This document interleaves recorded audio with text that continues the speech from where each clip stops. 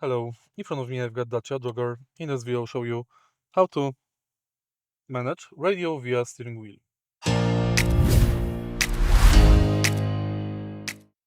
As you can see, on the steering wheel we don't have radio controls, but we can find them behind the steering wheel here.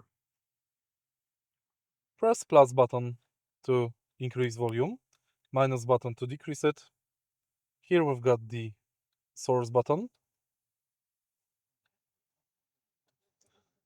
mode button, and behind the steering wheel we've got the rolling knob we can use to change radio station. Thanks to button in the middle, you can mute or unmute radio, or you can change, or you can answer or decline phone calls.